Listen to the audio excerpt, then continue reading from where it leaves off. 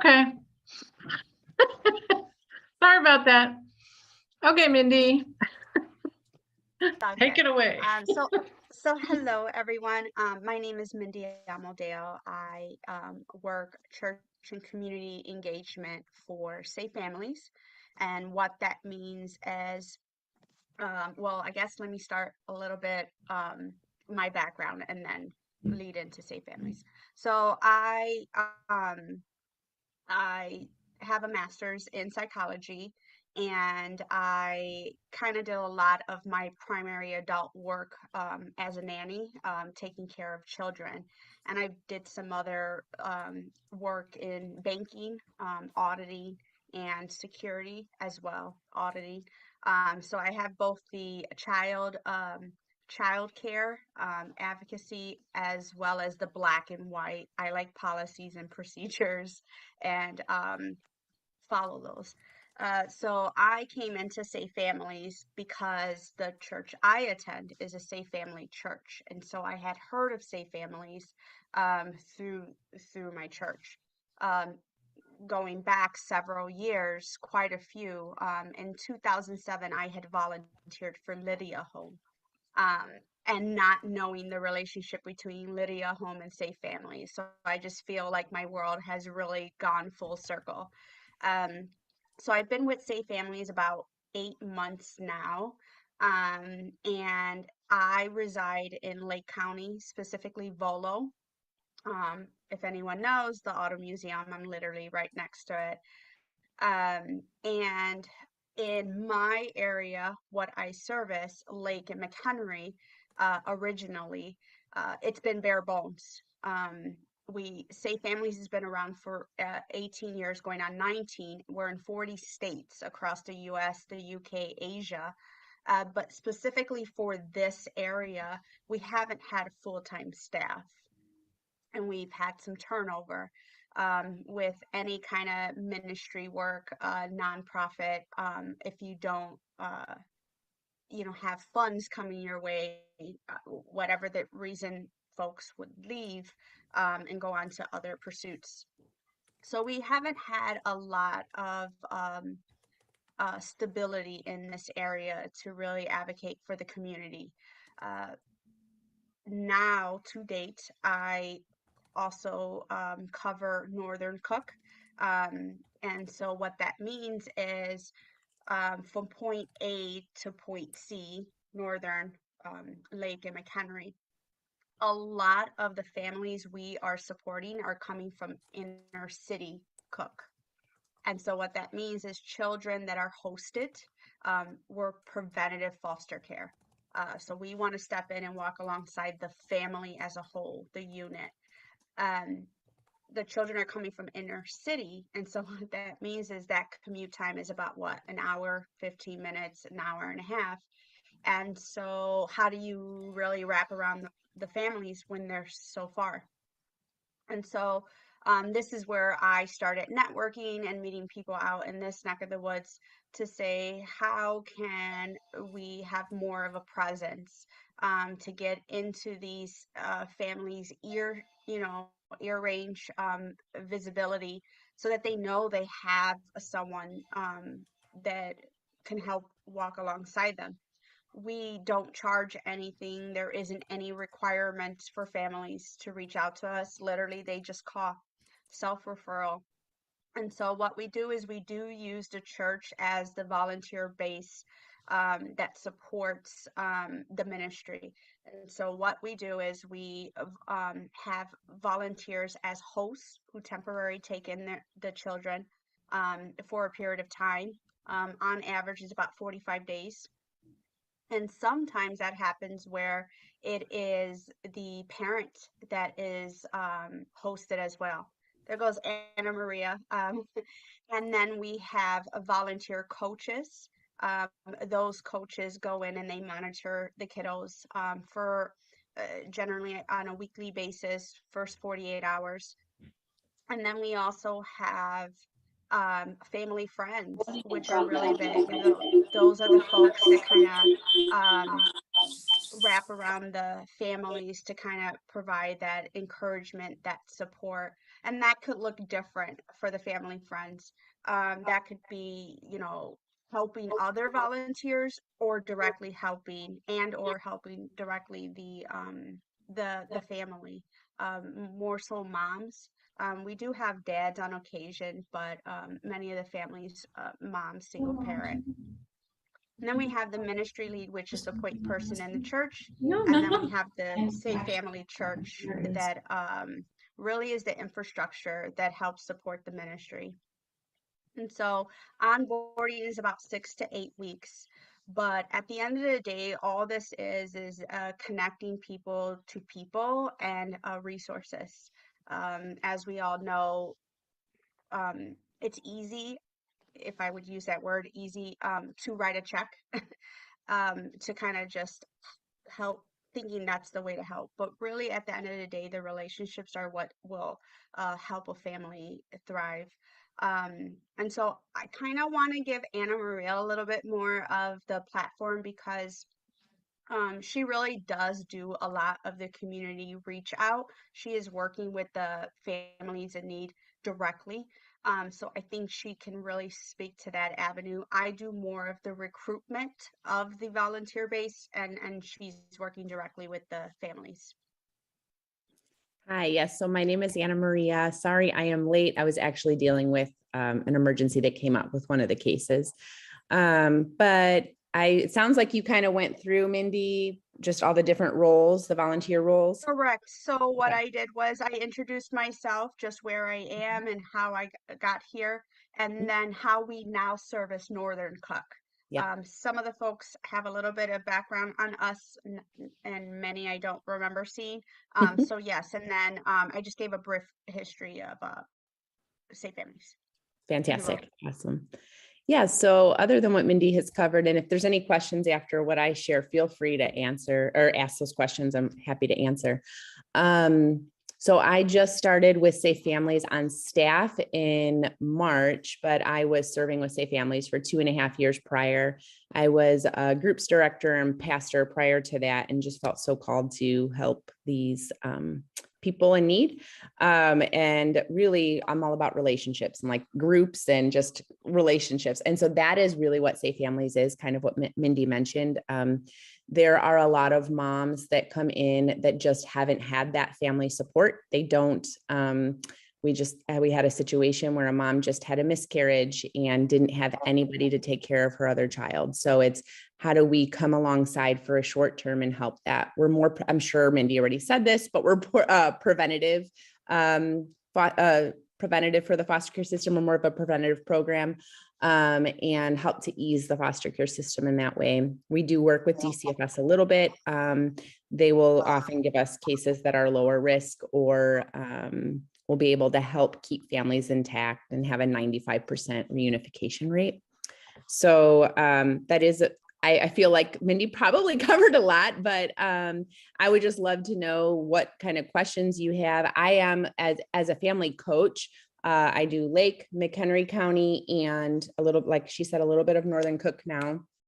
And I work specifically with the moms, and also with volunteer coaches, and I'll do some coaching myself with some of the hosts. So when the volunteers come in, I kind of help guide them on their first hosting and check in with them, do weekly check-ins, or have volunteers do that. So I have a volunteer team that helps with that, and then really work with the moms to help them get to their goals. And then really just coordinating between the two. So. Can you talk a little bit about how it's preventative for foster care? Yeah. Mm-hmm. Mindy, did you want to do that? It looked like you were going to say something. Okay. Either or.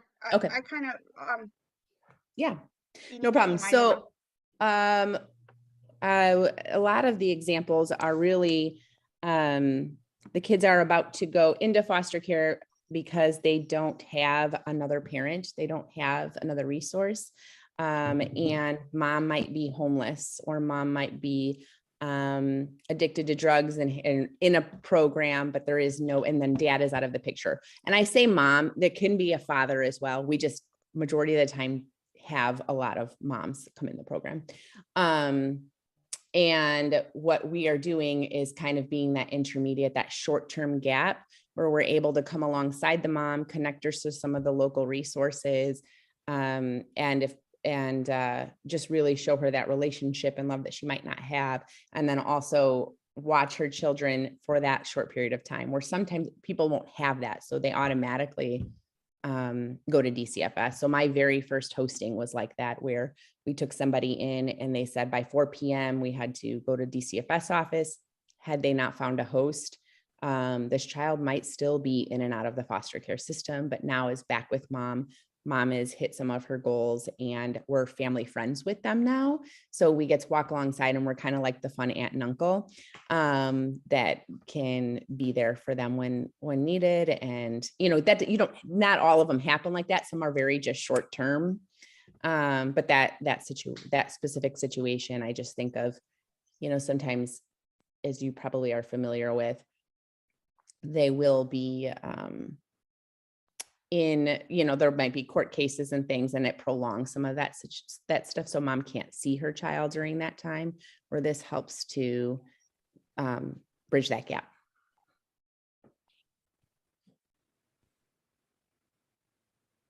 Did that answer your question? Did you have any other specifics around that?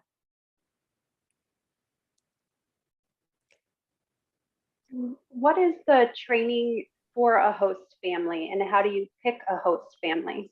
Mm-hmm. I'll let Mindy talk to that one because she does a lot of the training. Yeah. So, how we pick, what we do is we use the church to onboard our volunteers.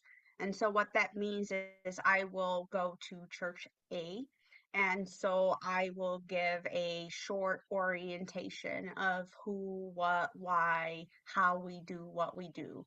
And then during that time that I'm in that session, folks will sign up if they're interested. And they would specify what specific role they're interested in: hosting, family friend, resource friend, a family coach, or specifically the ministry lead, the point person.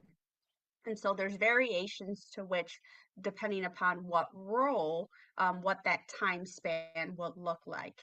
So for hosting, we require 3 trainings, whether they're in person or on Zoom, which is orientation, family friend, and host family training. And that is a curriculum. The content is the same across the 40 states. However, there is a little variation because being that we're in Illinois, we require mandated reporting. So there's a little portion to that. So a host family and a family friend is required to do the mandated reporting as well. The difference between the host and the family friend, they only require the orientation and the family friend training. So I kind of want to think of big brother, big sister. The safe family child will never be allowed in a family friend's home. Whereas the host family, that's the home element. So everyone in the home has to be vetted and approved for a hosting. So if that child intends on being in a home for 5 minutes, 5 hours, 5 days, the home is approved and everyone in it. So the host family would do the 3 trainings, the mandated reporting. We do background and fingerprinting. That process takes about 6 to 8 weeks. Being that we're in the state of Illinois, the process is a little bit longer. Even if they were fingerprinted before, we still require the background so that the state is verifying the approval of this particular person. And then what we do is we will do a home assessment. We will walk through the home and then we will interview all of the household members. Anyone that is 18 plus residing in the home is required as well to do a background and fingerprinting to ensure the safe element of the home. For family friend, it is the person that is being vetted and approved. So Susie is a family friend. She is more than welcome to take Johnny out to an outing, spend a day with him. However, Johnny could never enter Susie's home. And so for all the other point persons, it's less because they don't have direct care to the safe family child. So a resource friend, it really is an application, and we just have them as a name in our database. And what's important about resource friends is we are 99% relational. We are about that relationships. That 1%, meaning, I don't want to downgrade them, but what I mean by the 1% is that's where the transaction comes in. Our motto is built on relationships, connecting the people together, because that's how families thrive. So they would just simply fill out an application. We keep their name on the database, and they're really great because in the situation where Anna Maria talked about, now she was just meeting with a family, and this woman didn't have a connection. Let's say she needed to get to, I don't know, the doctor's office. Maybe that resource friend could donate a gas card and put some funds on there. So that person's providing that transaction element. Or maybe items, she needs diapers for the child that she has. So that's essentially how we're forming together. And what we do is we connect these volunteers in what we call a circle of support. And so what we're doing really is wrapping this family that's here in the center, and we're wrapping around them. Just think of arms linking, and we're making sure she's getting the relational element as well as the transactional.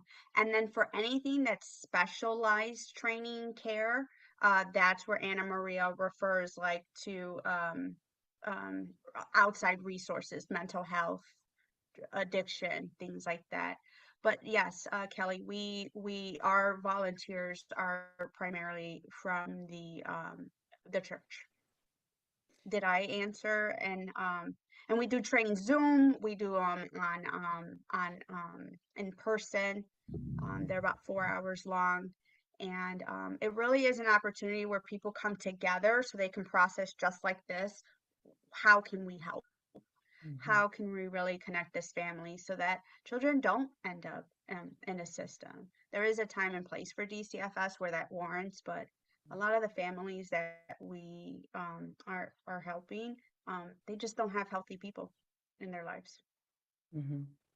I would also add, we're looking, and part of the reason why we're happy to be on this call too, is we are looking for referrals out in this area. We have a lot of volunteers out in this area, and some of our hostings will come from Chicago. A lot of them will come from south side of Chicago. And so they're going back and forth, and we know that there's need right here in our backyard. So it's how do we, apologize with my phone here, but it's how do we really help notice the need that's right here, and then really that our hosts are excited to help their local community. And we have a lot of hosts in Lake McHenry, Lake and Northern Cook, and McHenry's growing, that are ready and willing to come alongside these families.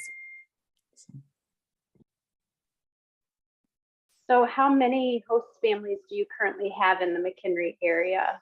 And is there a particular church, if somebody was interested in the program, is there a particular church that they need to reach out to, or is it all over McHenry?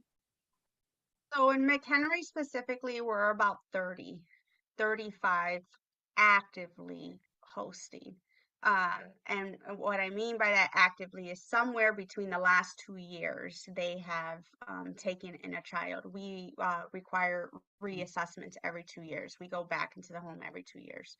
And sometimes what happens is people go stagnant because of whatever is changed in their life.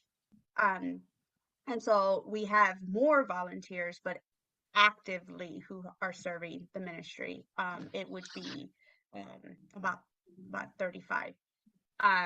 Lake has a lot because Lake's just has had groundwork for quite a while.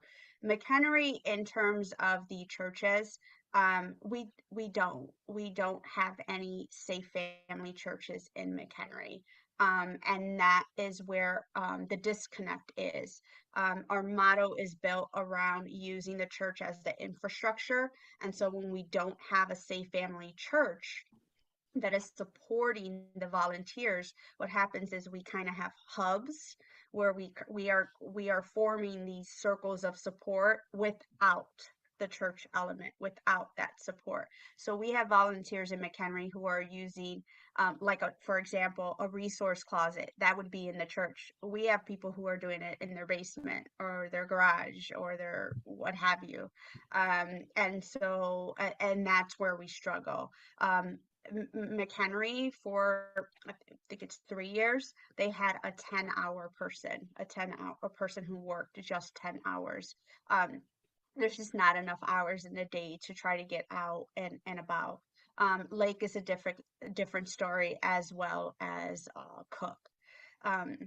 So this is where we need everyone's support, because yes, we need the volunteer base. Yes, we need the church element, but we need people to know about Safe Families, because the families are here. And so that's what's going to make the church grow. That's what's going to make the volunteer grow. We have enough people. We never have enough, but we have enough. We just don't have enough families. That's what we need. And so what's great about Safe Families, it's 100% voluntary. Mom has the choice to say when and when not. She calls us and she says, I need help for 3 weeks, and she changes her mind. That's her choice.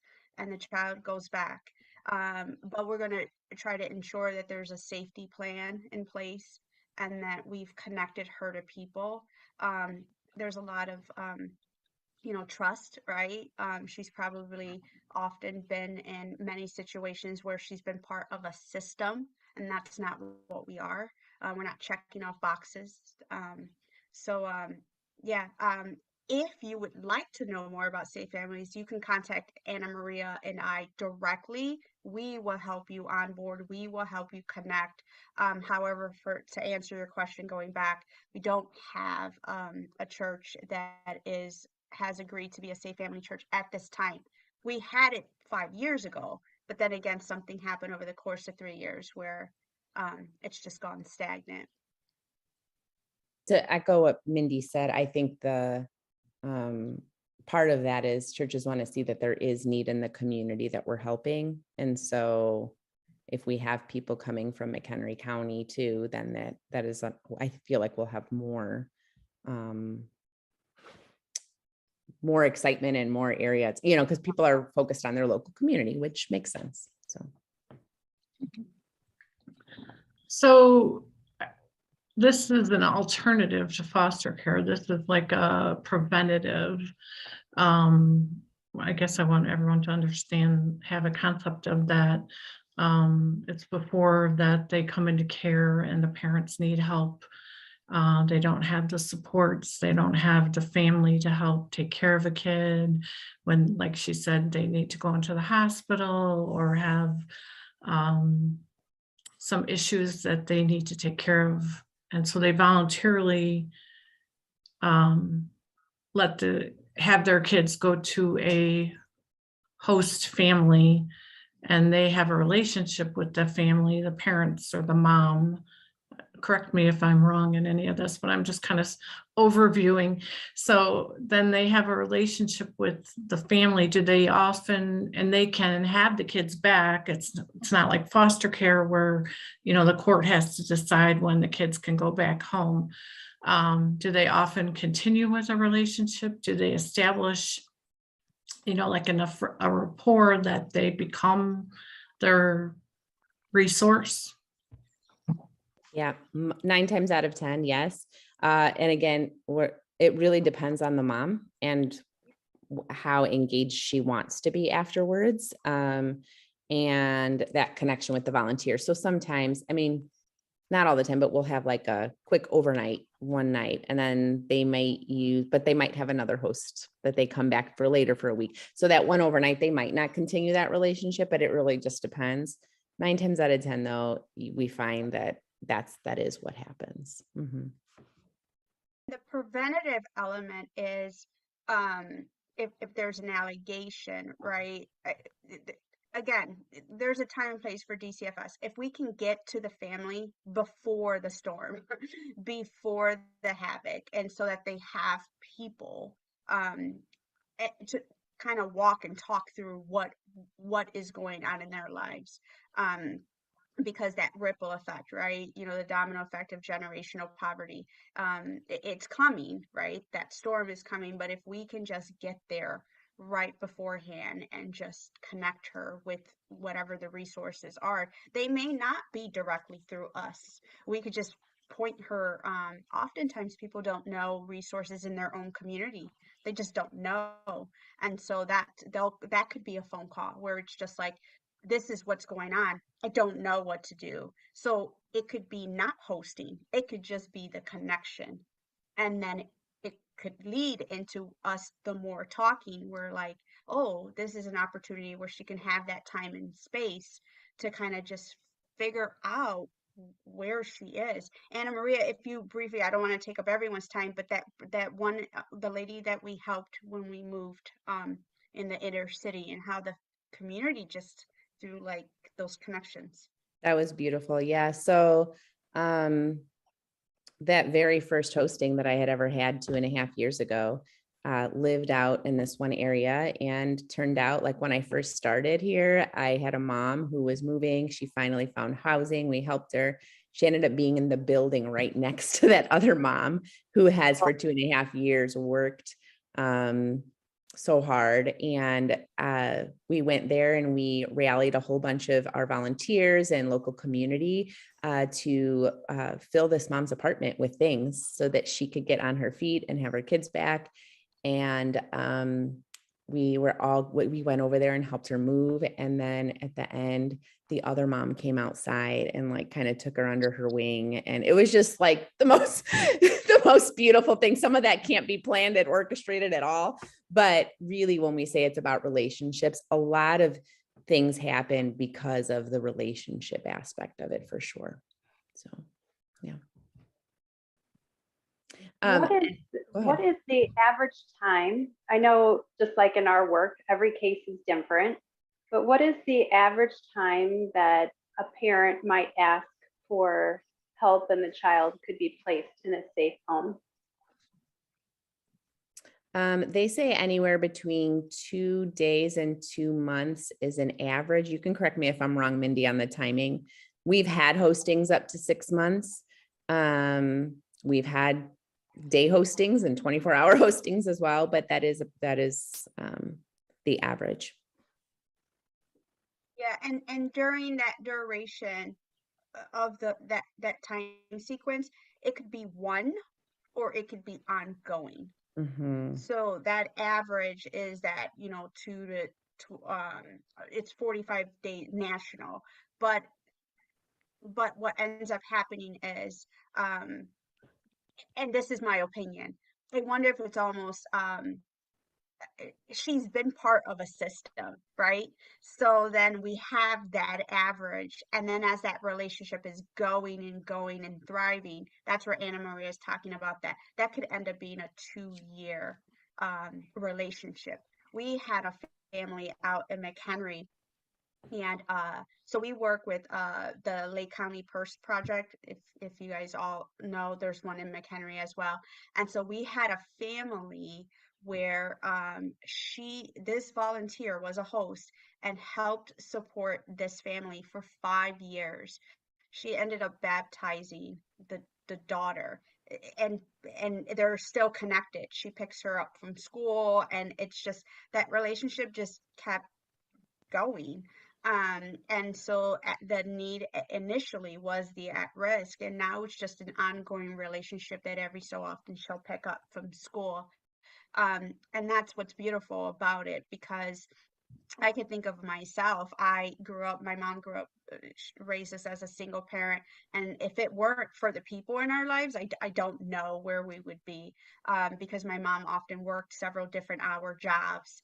And so having people where you can depend on and know that your child's safe. So yes, it's about 45 days on average but that could be a series of ongoing relationship or just that initial. Do kids go to their original school if they're staying with the host family? It's dependent on the situation. We try to keep them at their school. That's why we like local hosts with local needs. Because it makes it a lot easier. But when we have somebody out in McHenry County and someone on the south side of Chicago, that can be hard when it's a longer term hosting. If it's a shorter term hosting, we might see if we can get the homework from the school and have them work on that if it's like within a week. If it is, but longer term, we do try to keep them at their school if possible. Sometimes if it's a longer term hosting, we have to transfer them out to the school in that area. Same things with daycare.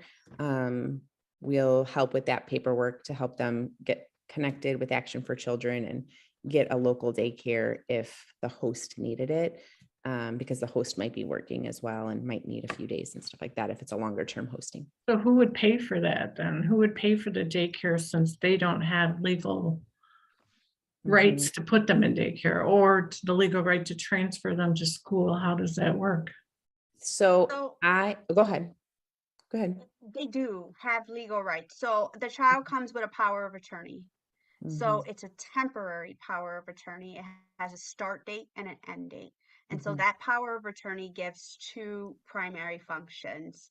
Actually, I should say three: the care for the child, health care, and then schooling. So the power of attorney is very important because the document is signed. And so it says Johnny, it has permission to be in the Johnson's home from this date to this date. And so what happens is, unfortunately, but fortunately, because the child comes with a POA, they're considered homeless. So the school district that the host is in is required to take in the child. And that sometimes is a benefit because depending upon where the host is coming from, that child may have access to resources in that education system that they did not in their local school district. So that's where we say host, be the strongest advocate for this child because they can probably get reassessed if they're on an educational plan or what have you, and they can get those resources at that time. But ideally, it would be less traumatic if the child were to stay in their own school district, because we all know the more the change happens in a disruptive manner, that's going to set back rather than help. But in many cases, I would believe they would get that immediate need addressed in that local school district. So most of our hostings, in advance. I wouldn't say in advance, but sometimes we have enough time where we can contact the school to let them know. The thing about Safe Families, to answer the question about the cost, people are doing this out of the generosity of their heart. And I think that's why families, placing parents, are more receptive to the voluntary aspect. There's no exchange of money. This isn't about money. We're not paying our volunteers. We're vetting and approving them, and they get the training that is required. We do the due diligence of background, but we're not paying anyone.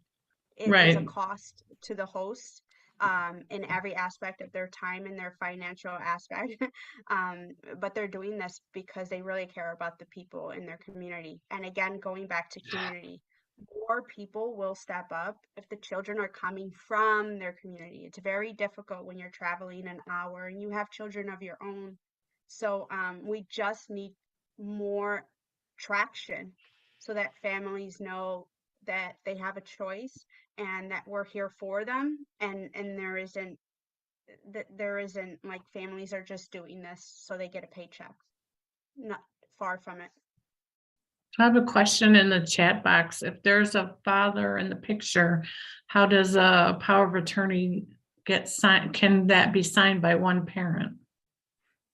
We do need consent of the father as well if there is a father in the picture as well.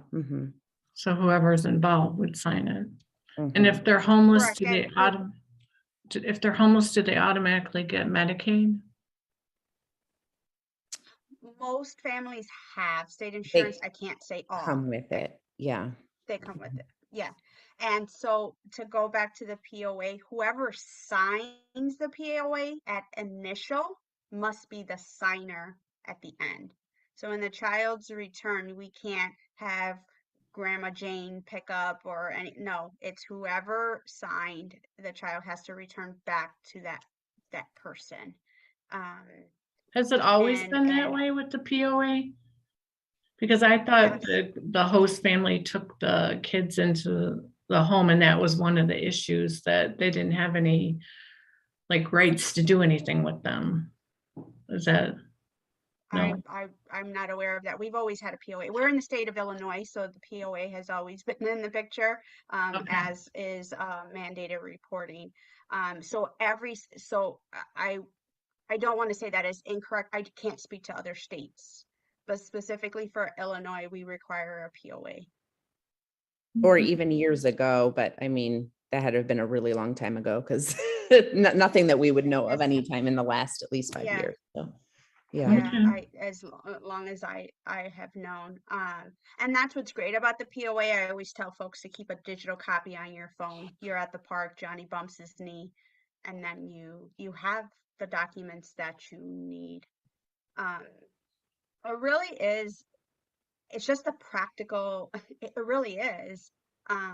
It's just take care of your neighbors. Mhm. So if the hosting family needs things like, say, they've agreed to take children in, but they don't necessarily have diapers or formula or additional food or clothing, Mhm.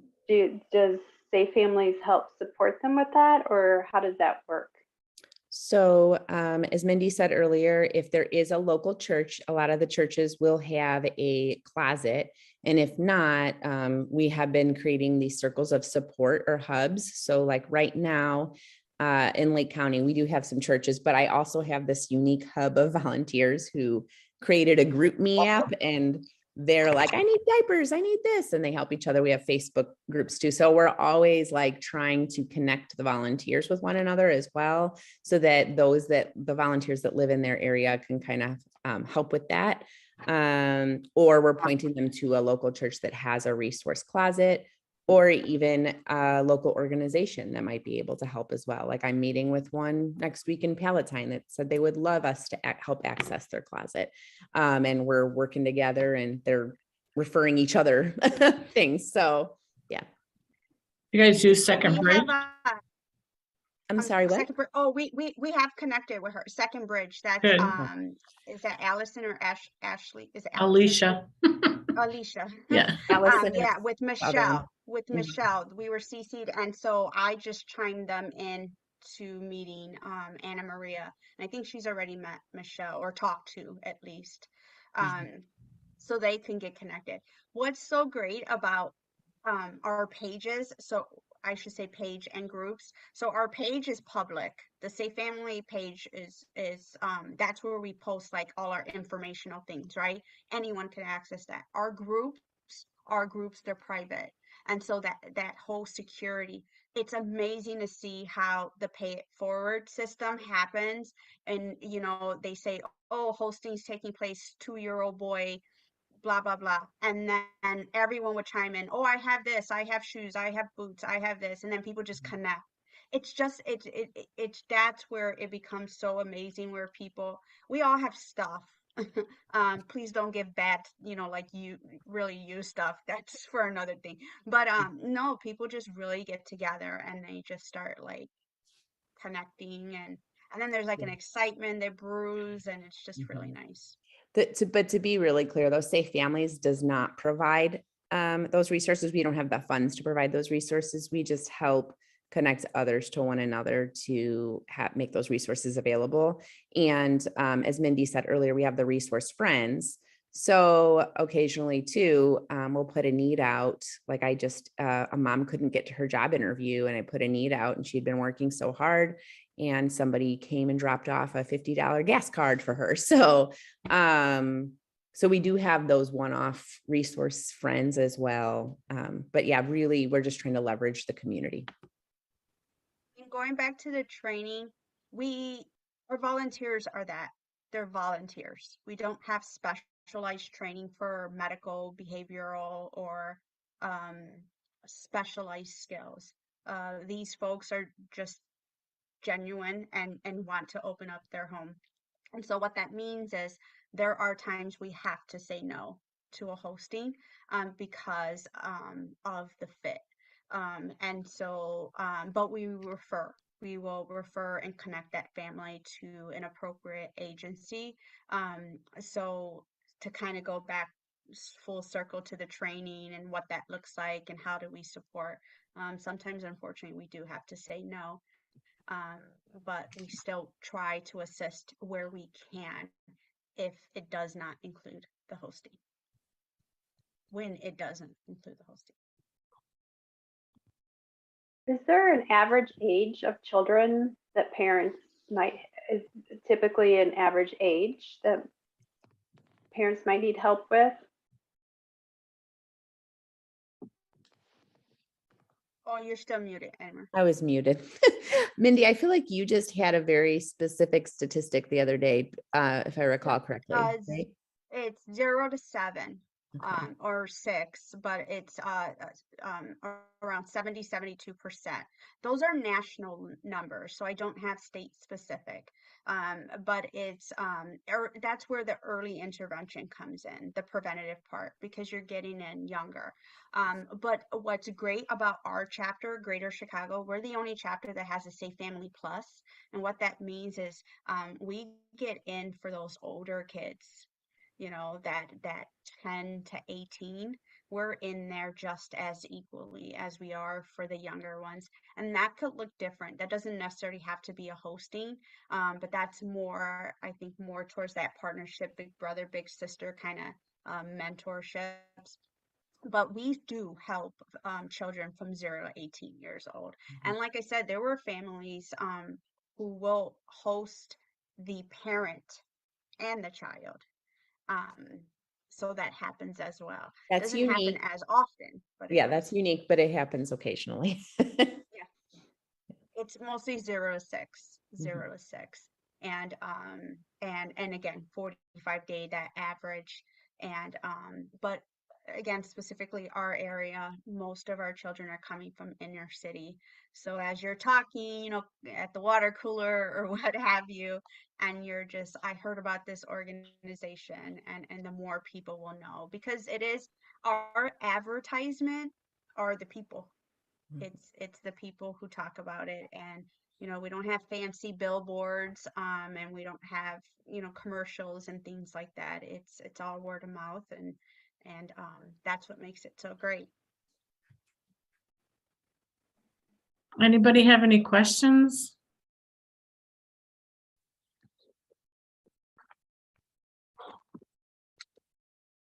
Thank you again for allowing this platform. You continuously kind of extend this out, and I really appreciate Well, that. I think you guys provide a great service. So I like the preventative piece of it, and you know, that just providing the resources for the families before they have to get involved with DCFS. I hope everybody learned something today. I would love to even know, and maybe not today, we can do this another time, but even how we can best partner together. Or I can even help refer to you all, and just, I mean, like Mindy mentioned, that's now my job. So I'm learning about all the people in the community as well. So really would love to see how, know what is happening around Lake and McHenry, so that I know more referrals that I can even be sending out.